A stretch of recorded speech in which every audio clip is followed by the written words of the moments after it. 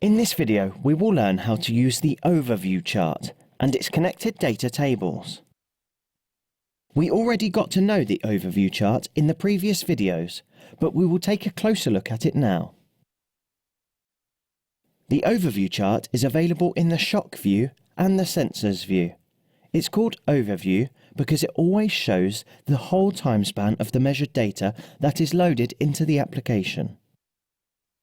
The bright section of the chart between the two date indicator lines is the period that is displayed in the charts of the shock view and the sensors view.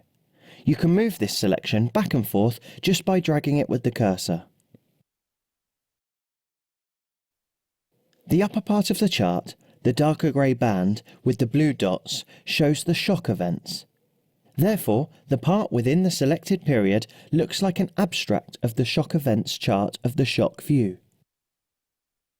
You may switch on and off the shock events by clicking the corresponding button to the right of the chart.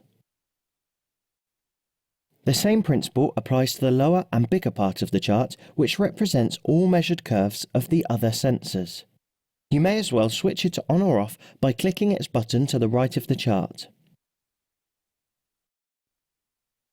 There are different ways to choose the selected period.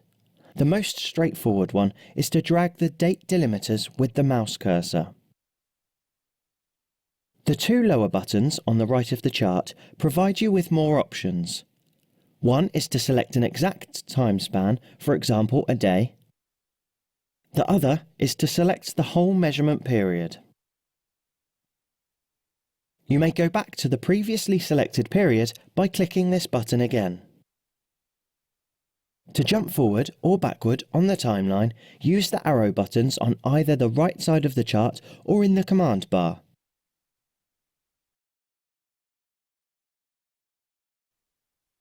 So far, we only paid attention to the overview chart, but there is more behind this panel. Have a look at the bottom left corner of the overview panel. You see that there are tabs and that the overview panel is just one of them. Now click on the Shocks tab. It contains a table with useful information about the shock events of the selected period. Click on one of the rows to select the event and show its measured curves in the selected shock events chart. You can also browse through the events by using the arrow buttons on the right-hand side.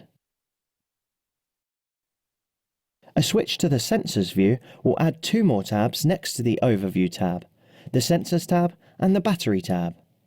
They both contain tables with measured data and help you navigate through the measurements. Please note that the data shown in these panels correspond to the currently selected period.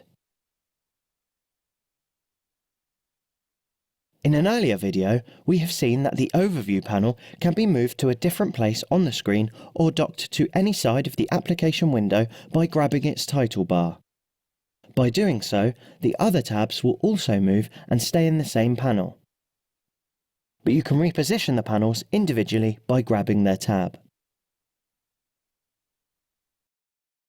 This gives you the flexibility to create the environment that fits you best. Once you have reorganized the panels, you can choose to hide them or bring them back by using the drop-down list of the View icon you find in the command bar. By default, the panels occupy a fixed space within the application window once they are docked. But you may choose to unpin a panel, which will then fade in and out according to the cursor's position.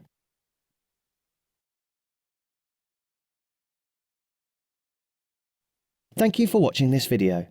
Check out our other videos to learn more about the MSR ShockViewer's features.